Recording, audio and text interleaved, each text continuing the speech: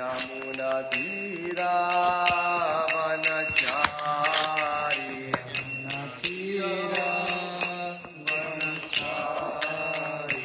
Jaya Radha Madhava Kunja Bihari Jaya Radha Madhava Kunja Bihari Gopi Jana Vallabha Girivaradhari Jaya Gopi Jana Vallabha Girivaradhari Yashodanandana Bhaja Jana Ranjana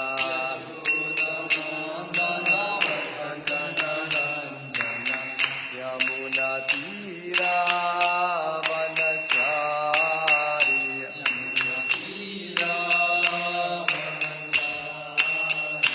Jaya Radha Madhava Kunja Bihari Jaya Radha Madhava Kunja Bihari Gopi Jana Vallabha Girivaradhari Gopi Jana Vallabha Girivaradhari Yashodanandana Braja Jana Ranjana Yamuna Tira Vanachari Jaya Radha Kunja Bihari Radha Kunja Bihari Radhe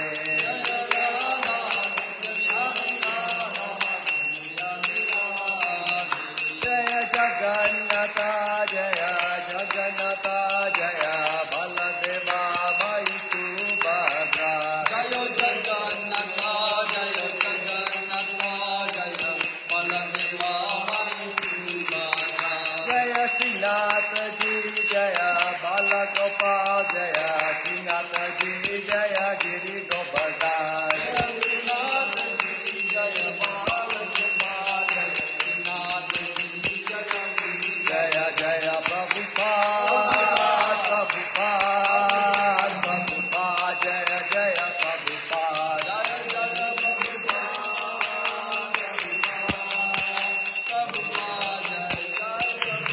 Nitya Gaura Hari Bol Hari Bol Hari Bol Nitya Gaura Hari Bol Nitya Gaura Hari Bol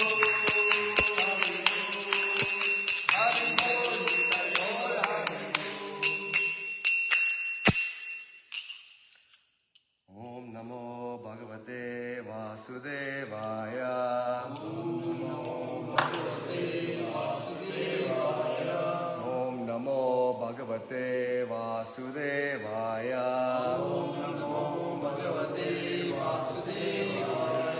Om Namo Bhagavate Vasudevaya Om Namo Bhagavate Vasudevaya Narayanam Namaskritya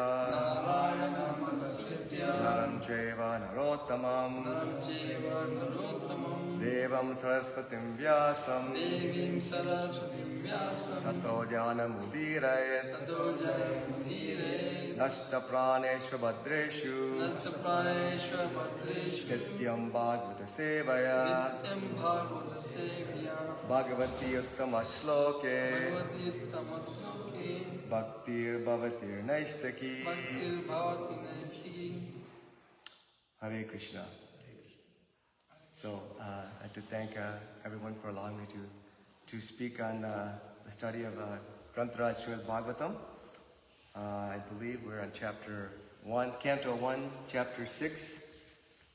It's titled The Conversation Between Narada and Vyasadeva. And we are on verse 35, is that correct? 135? Yes. We have it bookmarked in here? Yes. Okay, perfect.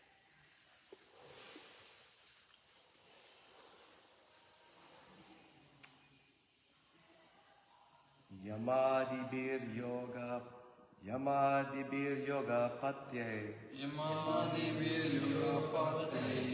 Kamaloba hato muhu. Kamaloba hato muhu. Mukunda sevaya yadvat.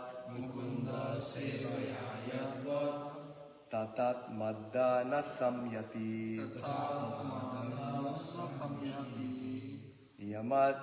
Yamadibir yoga pate. Yamadibir yoga patye. Kamaloba hato muhu. Kamaloba hato muhu. Mukunda sevaya yadvat. Mukunda sevaya yadvat. Tatat maddana samyati. Tatat madana samyati.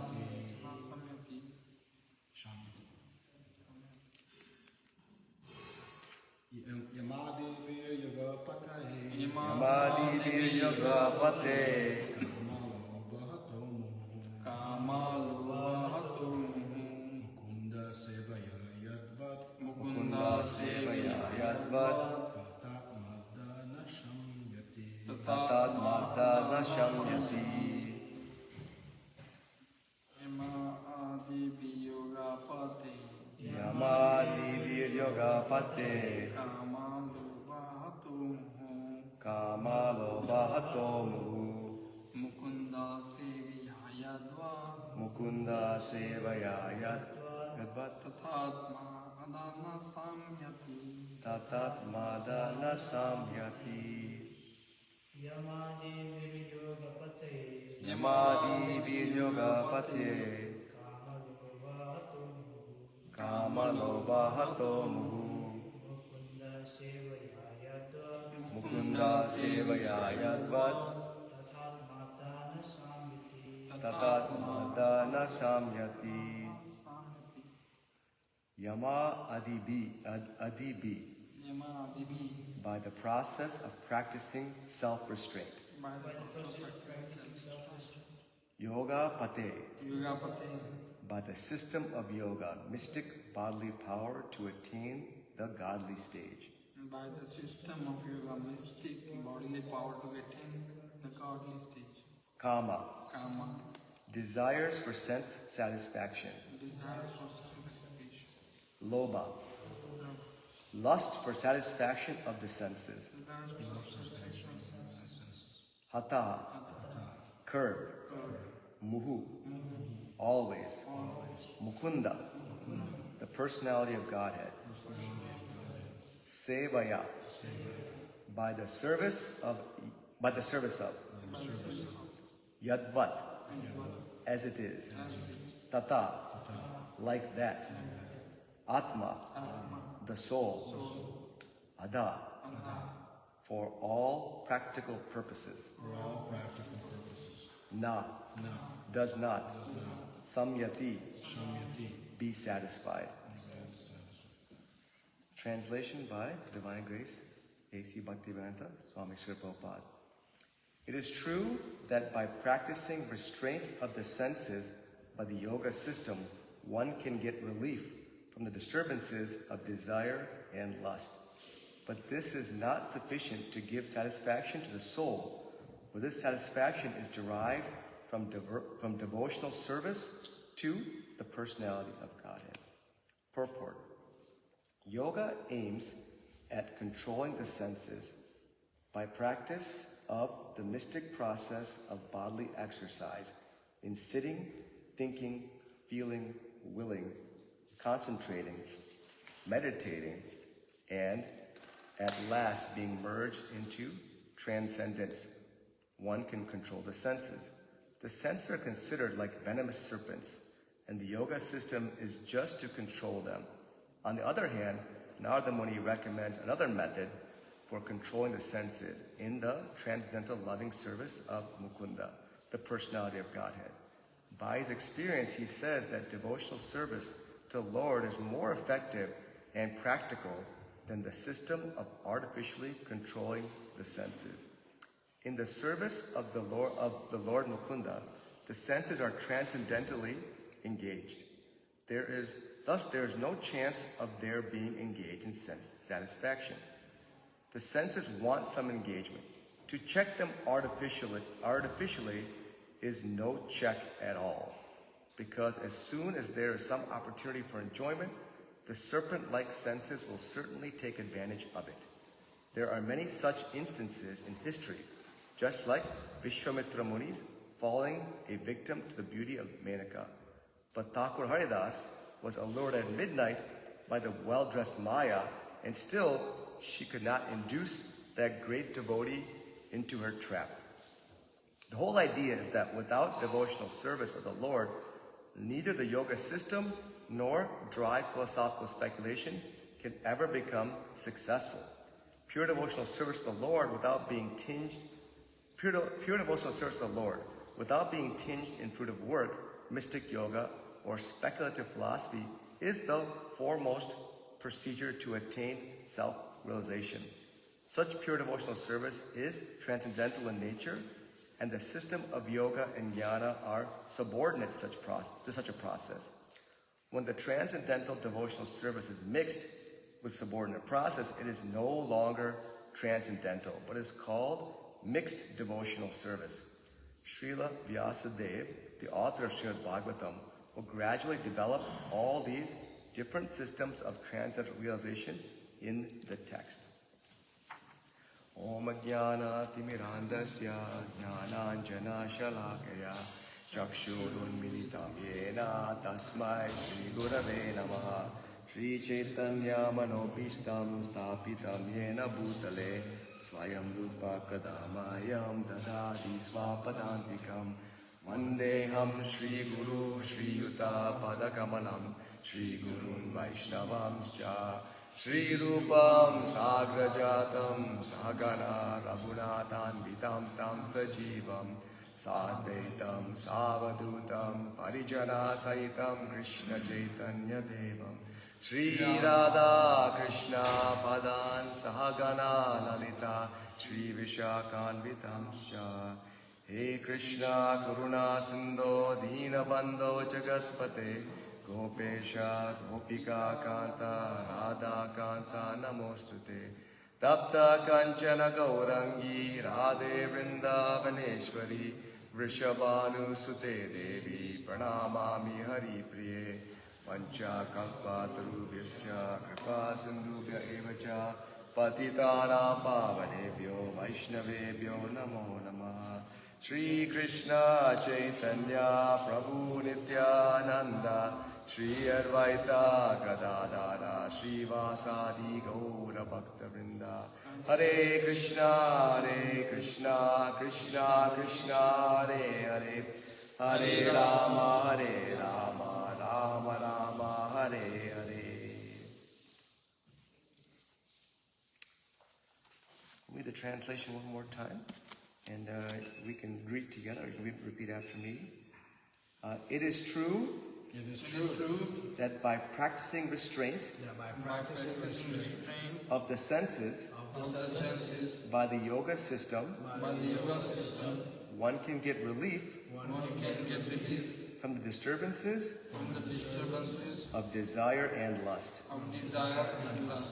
But this is not sufficient to give satisfaction to the soul. For this satisfaction is derived from devotional service to the personality of Godhead. So once again, thank you all for allowing me to speak on the glories of Shrimadbhagavatam, although I'm not qualified, and you have all been doing this all the time, so forgive me for any mistakes I make.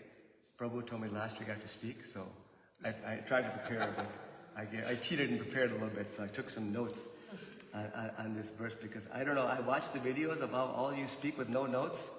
I'm so impressed. I can't do it. So, but this is a very, very, I have probably read this verse many times, but when you study it, it's such a beautiful verse. And of course, Prabhupada's purport is very, very amazing. So, let's just read this, in detail. So the very first line, Prabhupada says, yoga aims at controlling the senses. Yoga aims at controlling the senses. So today's world, we hear the word yoga. Do we have people advertise, let's go to yoga studios to control the senses? What do they advertise? They advertise, let's get in shape. Let's be in best physical peak situations so we can materially enjoy everything. This is how yoga is advertised today and age. So this is even the beginning. I read this. It's like, okay, controlling the senses.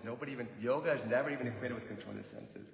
But Prabhupada continues, by practice of the mystic process of bodily exercises, sitting, thinking, feeling, willing, concentrating, meditating, and at last being merged into transcendence, one can control the senses. The senses are considered like venomous serpents, and the yoga system is just to control them. So this yoga system, we talk is, by practicing this yoga system, this Ashtanga yoga, we can actually control the senses. But does this give pleasure to the soul? Has anyone tried controlling their senses for long periods of time? Does our soul feel pleasurable from doing this? Of course, no. The soul's nature is to be happy. The soul wants to be happy. But controlling the senses through this yoga practice of giving up things, giving up material miseries, it's very difficult to maintain. It does not stay forever. But the reason is because the soul is not getting happiness through this process. So the sense control is very much artificial to try to do this. And because it's artificial, it's not sustainable. Because, as we know, if you try to diet, you say, let's take one food away. What's the only thing we think about the whole time? I will not eat this. Of course, we think about that thing. That's what gives us pleasure. That's what satisfies our senses. There's no positive taste in removing or controlling our senses. It cannot be sustained. So Narada Muni continues by saying, and Prabhupada speaks, Parvati says, is this the best way of doing it? Controlling our senses, that's the best way. Prabhupada says in the purport. On the other hand, Narada Muni recommends another method for controlling the senses in the transcendental loving service of Mukunda, the personality of Godhead. By his experience, he says that devotional service to the Lord is more effective and practical than the system of artificially controlling the senses. So, initially, we lay out the first path is like, okay, I want to control the senses. Right? We can all agree.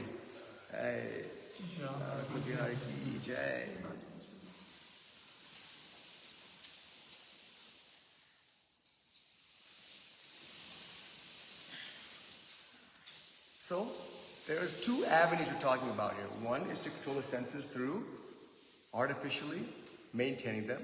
But Narada Muni is saying there is a different way. And the different way is to perform devotional service to Lord Mukunda. So, what is the difference between these two things?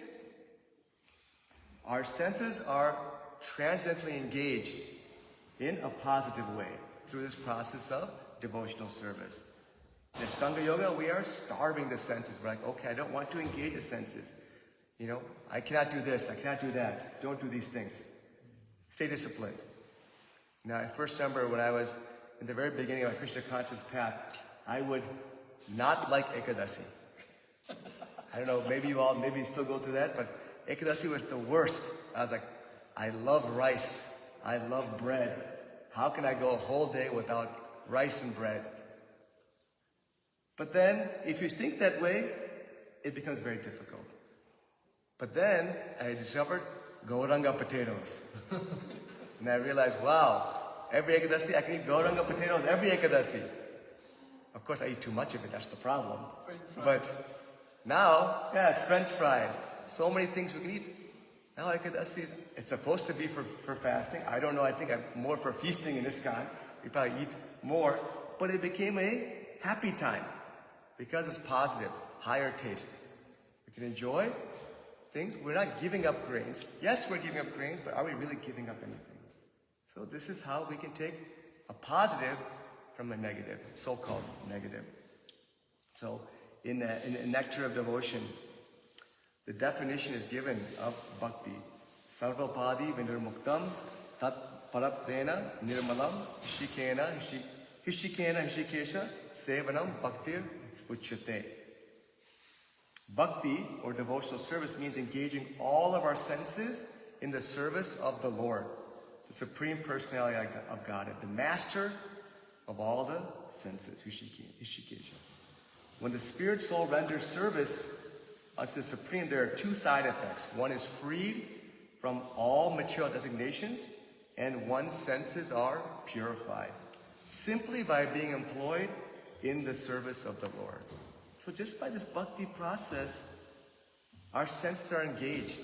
And by engaging our senses to Krishna, what automatically happens? Our senses cannot be engaged in material activities. So by engaging in Krishna, the senses are automatically controlled. There's a saying, there's an English saying, if things are idle, what happens? Devil's workshop. Idle mind is the devil's workshop. When our senses are idle, it becomes problematic. Our senses are engaged.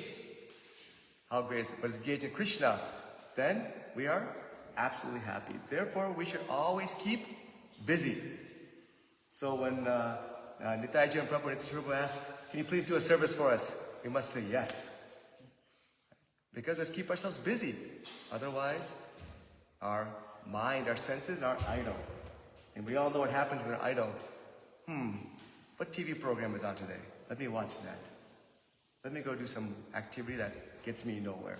So, Prabhupada once asked his disciples were asking, Prabhupada, at this age of Kali Yuga, the Dharma Yuga is what is it? It is chanting, right? Chanting the holy name. So then why are we building all these temples? Why are we spending so much time, effort, building all these temples? Deity worship is not the process in this yuga. So why are we doing this? And Prabhupada said, he said, if you can chant peacefully, that is great.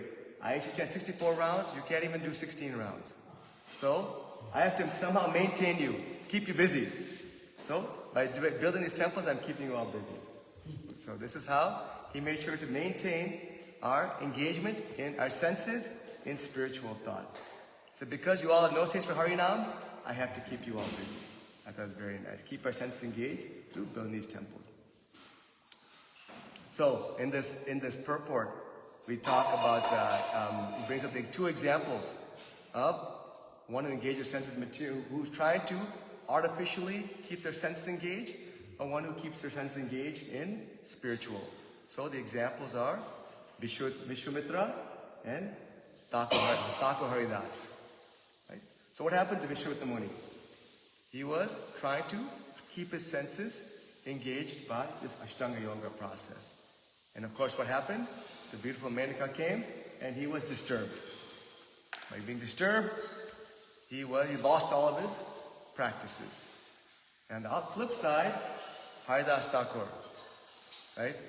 Maya Devi herself came and tried to influence him, I think, two nights? 3 nights. 3 nights influence. And in the end, what happened? He gave her the holy name instead. So we are trying to,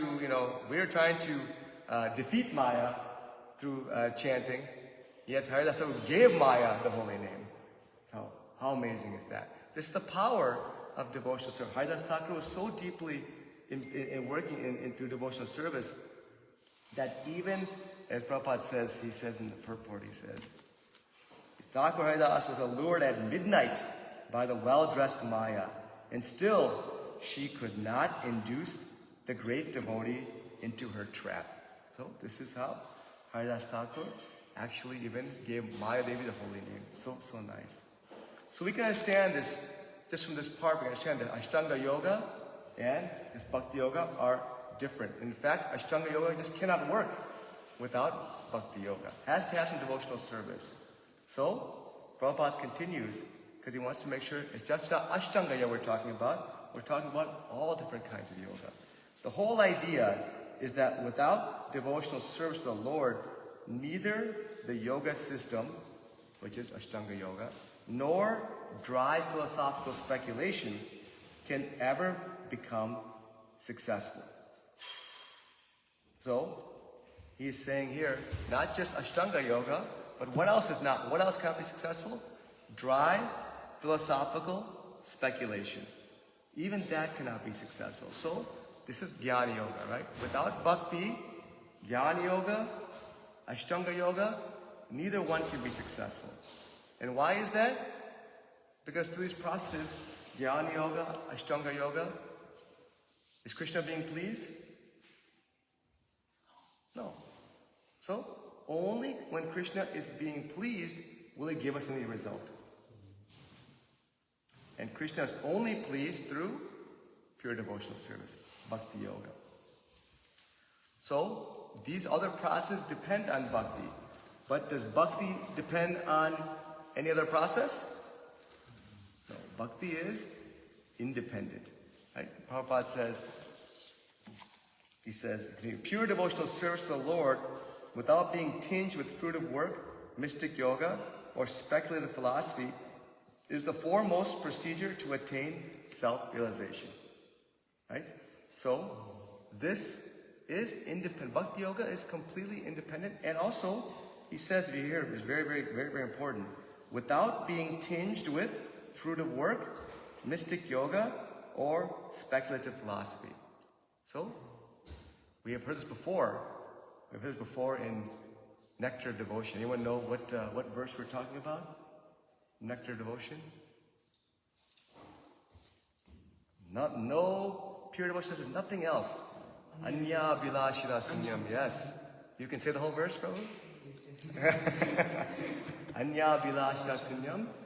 Jnana Karma Navritam Anukulyena Krishnanushilanam Bhakti Uttama. Without first-class devotional service, when first-class devotional service develops, one must be devoid of all material desires, knowledge obtained from monistic philosophy, and fruitive action. The devotee must constantly serve Krishna favorably as Krishna desires. There should be no want of anything else, no sense gratification. Only desire is to please Krishna in a favorable way. In a favorable way. So this is the complete definition of devotional service. So, such pure devotional service, Prabhupada continues, such pure devotional service is transcendental in nature, and the system of yoga and jnana are subordinate to such a process. When the transcendental devotional service is mixed with a subordinate process, it is no longer transcendental, but is called mixed devotional service. So, Prabhupada first says in here that these processes are subordinate. Why does he call them subordinate? Why does he call them subordinate? Why do you think? So this bhakti is top, and then these jnana and ashtanga are subordinate. Why does he call subordinate? Depending on something. It depends on bhakti, right? So it's subordinate. Without bhakti, these processes are useless. They deliver no results. So, but then he says, if you're in the purport, he says, when the transcendental devotional service is mixed with a subordinate process, it is no longer transcendental. I thought it was very interesting. This is no longer transcendental, but it's no longer transcendental, but it's called mixed devotional service. So, if the bhakti process has any tinge of jnana or ashtanga yoga or any different kind of yoga, it becomes mixed and then becomes no longer devotional. It's not transcendental, not transcendental. So, we all think, I chant, it's transcendental. But if I say, I want to chant 64 rounds for the next month every day, and I want to chant so everybody thinks I'm a great devotee. Is that transcendental? No. Okay, I want to chant 64 rounds because I want to become a guru. And I'll have a bunch of followers, people will give me lots of gifts, and I'll have my name blazing when I come to temples. Oh, here I come, the big devotee, big guru is coming. I want to know, this is not transcendental devotional service. So these processes, even chanting, can be not devotional. If we do for some desire. And it is said that if we do this for some kind of gain, we are actually competing with Krishna. We're not serving Krishna, we are competing with Krishna. So, what is the example that is given? What's an example from Bhagavatam where someone is praying for some gain, not pure devotional service? Dhruva Maharaj, right? That's always the nice example. Dhruva Maharaj is wanting what's he want? A kingdom? How big? Bigger than his grandfather. Bigger than his grandfather, right? He wants a kingdom bigger than his grandfather. This is not devotional service. But the example we all think of when devotional service is, who is the best devotional service you think of? Pure devotional service. Narada Muni, of course. Narada Muni is always serving. He's the transcendental spaceman, right? Always serving. I think of Prahlad Maharaj, that's who I thought of. Prahlad Maharaj is, no matter what happens to him, he will only think of the Supreme Lord. He will think of Vishnu or Krishna all the time. So, we have to be careful that our prayers, our chanting, our even deity worship can be mixed devotional service, which is not transcendental. Chaitanya Mahaprabhu says in Shikshashtakam, Nadanam, Najanam, Nasundarim, Kavitam, Ma Jagadishakame, Mama Janmani, Janmaneshwari, Bhavatad, Bhaktir Ahaituki Tvai. Oh Almighty Lord, I have no desire to accumulate wealth, nor I desire for beautiful women, nor do I desire any number of followers. I only want your cause as devotional service, birth after birth. So is this what we think when we are doing devotional service? Or are we thinking, oh, look at me. If I do this devotional service, I will be the top devotee in Devasan Mandir. So this is the things that to watch, because Prabhupada says, nice, this is not transcendental service anymore. So, pure devotional service. How do we do pure devotional service? Well, as Krishna says in the Bhagavad Gita, Sarva dharma parityaja maam ekam sharanam vraja aham tam sarva papebhyo moksha ishami ma sucha. Abandon all varieties of religion and sin, surrender unto me. Sharanagati. Sharanagati is like the stamp that we put on our prayer that we mail to Krishna. Without Sharanagati, no stamp, where's our prayer go? It sits in our desk. So we have to have that surrender for our prayers to be answered. So I just want to talk a little bit about, I listened to a couple of different lectures on just about Narada Muni. Because you know about Narada Muni, but still Narada Muni is truly transcendental. So many things he has done. He is the transcendental spaceman, as they say. Travels from place to place to place. Why? Because he has been cursed by Daksha, that he cannot stay in one place for more than the time, I believe, he says, the time to milk a cow. That's how long he can stay in one place. So Prabhupada would say, much like Narada Muni, I am cursed. I cannot stay in one place more than a few days because all the parents of you disciples have cursed me. And I cannot stay in one place very long. So I was listening to a couple of lectures and they had shared some pastimes of Prabhupada talking about Narada Muni. You may have heard these before, but I apologize if these were repetitive. But I thought these were very, very nice. So I think it was 1967 or 68 in San Francisco. Prabhupada was, the devotees had organized a program for Prabhupada to speak. And with all the enthusiasm, advertising, everything, they rented a big hall, nice hall, expecting a big turnout. And when they came, nobody was there. There's only devotees. Nobody came. So Prabhupada took his spot and delivered a very, very powerful talk. And so the devotees were feeling bad because nobody was there. And so as they're leaving, as they're coming, they're driving back, they're apologizing. Prabhupada, we're so sorry. We did not do a good job advertising. We did not rent the right place. This is not a very good job. He said, what? You did not see Narada Muni there? You did not see Brahma there? They're like, no, Prabhupada, they were not there. We didn't see them. Because you didn't see them. They were there listening.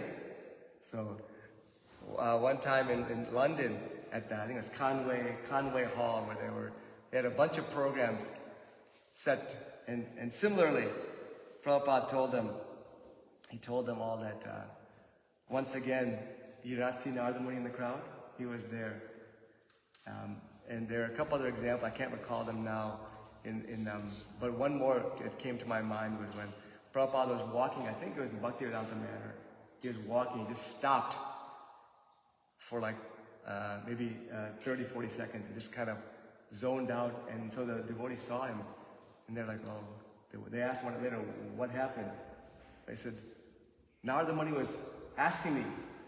He looked at me and asked me. I'm sorry, he said, Prabhupada, I saw him, I asked him, why are you here? And he goes, I want to see how you're taking care of all these malechas and seeing how you're bringing them up. So it was a very, very nice talk, and this is all these are all these disciples of Prabhupada. If you ever want to have fun, go on YouTube and listen to any Prabhupada disciples speak. They have memories. I don't know how they remember all these activities. They remember everything about their time with Prabhupada. So, but I will conclude with this. Grantaraj Shrimadbhagavatam ki jai, Sri Prabhupada ki jai. Any questions or thoughts, realizations? Where was that when he said I was asking or Narada Muni? I have to look. I heard it on one of the audios. I didn't write it down. He was in, I think it's Bhaktivedanta Manor, somewhere he was walking in the hall and he stopped. And then Narada Muni spoke to him directly. I have to look. It was Malati Prabhu. She was giving a lecture and she spoke on it. She had like 4 or 5 more examples. I have to record them, and it was very, very sweet how she recalled all these. She was recalling times that other people told her, not all herself. Other times that people told her what had happened. So it was very sweet. I was just remembering when you said about Srila Prabhupada in San Francisco in '68 when that hall program and nobody came. You know, he was told by his spiritual master, if nobody comes, you preach to the walls. Preach to the walls. And you know, we give programs, we have systems, and sometimes we lament, oh, nobody's coming, what's the point? Mm-hmm. What's the point? And you know, Srila Prabhupada, as everything shows us by example, the point is that, you know, people come. Yeah. We may not see them. There's another example he shared. I can't remember where it was from. He said, bring out 2 Vyasasans to the devotees. He's like, why? I said, Rupa Goswami here and Narada Muni are here. Please give them a seat. So, very nice. Yes, Prabhu? Oh, nice class. How do we move from mixed devotional service to pure devotional service? Yeah, very nice question. So, I think the example we think of is we think of Prahlad Maharaj, and how when obstacles come, you just surrender. He has surrendered. Now, easier said than done, right? How to surrender. And I think we all go through this process. I can think of my own process. When I started, I used to think of Krishna once in 10 years, once in 15 years, when he first came Krishna conscious. Then as time has gone on, I think of Krishna maybe once in 10 months, once in 10 days, once a day, once in 10 hours. As we start to think Krishna more and more, we start to realize, who is Krishna? Is he just some ordinary human being? Maybe that's what we thought one time. Maybe that's what I thought one time. But as we realize, Krishna is the supreme. As we become more and more convinced of that, why are we not complete surrender? Now, of course, we are all still struggling with that. I say, at least I am. I'm still struggling with that. But we'll see if we've completely surrendered, what will happen? We will have no doubt. Why would we ever chant thinking that I want to get something in return? Why would I ever do any activity for some business transaction? What's the point? It's all temporary anyways. But we don't believe that. We believe that everything we happen is permanent. That's why I work so hard to gain money, or gain fame, or gain followers. When we realize it's all temporary, it's lost, why do we work so hard? If I had to go to work and I said, Prabhu, will you come to my office and work for 10 days and I will pay you nothing? Would you work? You would work, bro. You're so kind, you would still work. No. No, but because in this material world, we work so hard for Right. nothing. We work for nothing. Because we don't believe what's being said is true. But if we do, why do we ever work so hard for something that's not of any value? Or business transaction. So, we are all looking for something in return. But slowly but surely, we believe more and more that what is there to gain from doing this activity besides service for Krishna? The only thing we can do is service for Krishna. That gives us happiness. Thank you, Prabhu. Very nice question. Hare Krishna, Mataji. Hare Krishna, which is why my guru said that when you wake up, ask that everything you do, especially your work, be in service to him. Everything we should do should be in service for Krishna. Yeah. Very nice. Something it'd be done. Set your mind right in the morning. Thank you, Mataji. Once you wake up. As soon as you wake up. Prabhu, do you have a question? And pray to Paramount to guide you throughout the day. Yeah, very nice. Thank you, Mataji. You have a question, Prabhu? Oh, no, I'm sorry. Okay. Prabhu, in nectar of the instruction, like Rupa Goswami says, Bhatsa Begam, and then controlling the senses. So, doesn't the yoga system help us control the senses and it will be helpful in devotional service? Yeah, so if you read Narada Muni and Prabhupada, they says the system is made to control the senses. Right? But there's some value for controlling the senses. But you cannot gain any real result from just controlling the senses. You know, the real results only gained from service. Now, by doing service, Senses and engaging in devotional. by engaging in devotional service, what happens? The senses are automatically controlled. Yeah. Yes, Mataji. I read yesterday, there are some yogis who are able to control their senses, and they get to the same level of, but then pride takes over and pushes them right back into material nature. So yeah, in the purport, it says, you cannot maintain this. No. It is temporary. It's not sustainable. Maybe you can do it for 10 minutes, or maybe even thousands of years, but still it's not sustainable forever. Yes, Prabhu.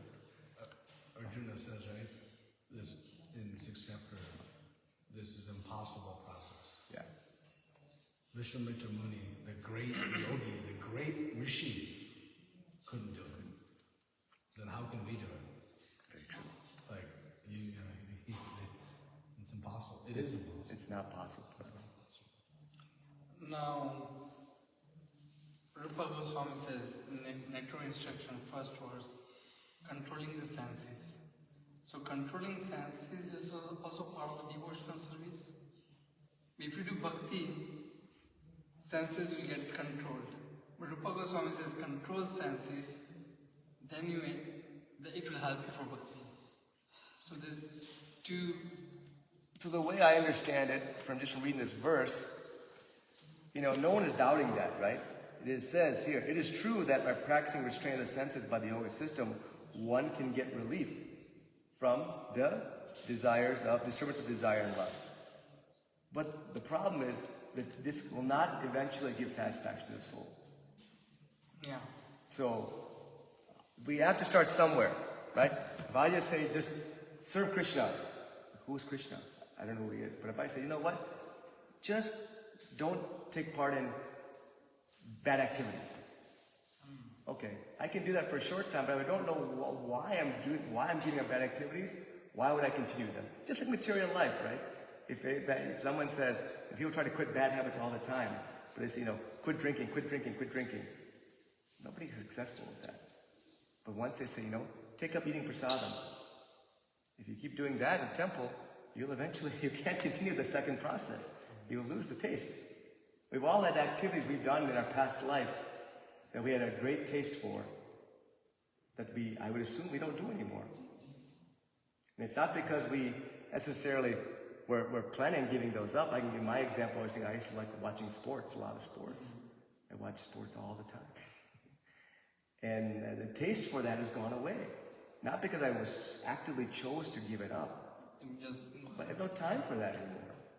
So engage your senses in bhakti. That's how I understood it. But I mean, anyone can comment. Rupa Goswami doesn't say control the senses then do bhakti. He never says that. Because you can't. And that's why Krishna says, Paramjastra Libertate. That it's only by the higher taste you can control the senses. Prabhuji gave up football or whatever sports, not because he didn't have time, because he is something better now and more enjoyable. Instead of that, I want this, right? So when he says Vacho Vega Manasakorta Vega, control the tongue doesn't mean don't speak. It says don't speak nonsense, speak Krishna. When he says, control the anger, he says don't not be angry, don't be angry on material thing. You can have spiritual anger. Everything, right? So everything going to Krishna. That's the only point of sense control. Otherwise, it's not sense control. Because you're just temporarily, but it won't control. Control happens by engagement in bhakti. That's the only way to, and that's why Krishna gives us the ultimate.